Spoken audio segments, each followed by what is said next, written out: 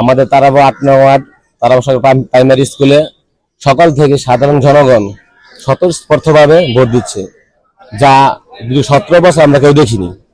আর জামায়াত ইসলাম বরাবরই তারা মিথ্যা অভিযোগ দিয়ে আসছে, তারা গাইবি কথা বলে আসছে। তারাবো দেখেন, আমাদের তারা পৌরসভায় দেখেন কোথায় এরকম অনিয়ম হয় নাই যে জামায়াত ইসলামের কোনো প্রার্থী এজেন্টকে তারা বের করে দিয়েছে। এবং প্রার্থী যদি দেখা যেত তাহলে আমরা নিশ্চয়ই খবর পাইতাম। আর ভোট জনগণ খুব আনন্দ এবং ঈদের মতো মনে করে ভোট দিচ্ছে। ভোটার কেন্দ্রে আইন শৃঙ্খলা বাহিনী কেমন দেখছে?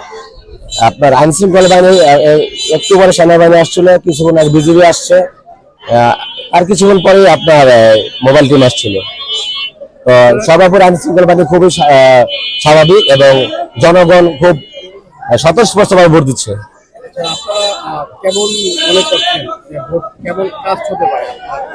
আমরা আশা করি 70% ভোট কাস্ট হবে। ইভেন আমার জাতীয় শিক্ষক প্রার্থী রূপগঞ্জ জননেতা মোস্তাফিজুর ভূঁইয়া দুরু ভাই এমপি হবে। রূপগঞ্জ ইতিহাস সৃষ্টি করবে যে আমরা দেখো আগে কখনো দেখিনি, আমরা বিপুল ভোটে জয়ী হবে ইনশাল্লাহ। ভোটার উপস্থিত আলহামদুলিল্লাহ অনেক ভালো। আপনার দেখেন এখানে ভোট যারা ছিল কিছু ভোট চলে গেছে, এখান থেকে যারা বিদেশি ছিল ইভেন আমল লীগের যে ফেসেস ছিল তারা চলে গেছে, এই জন্য কিছু ভোট কাস্ট কম হবে।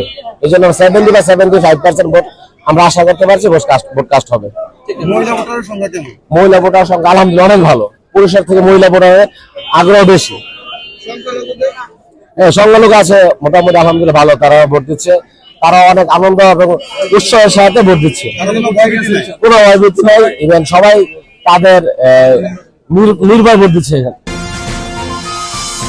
কেটিভি বাংলা, বিশ্বের চোখে বাংলাদেশ।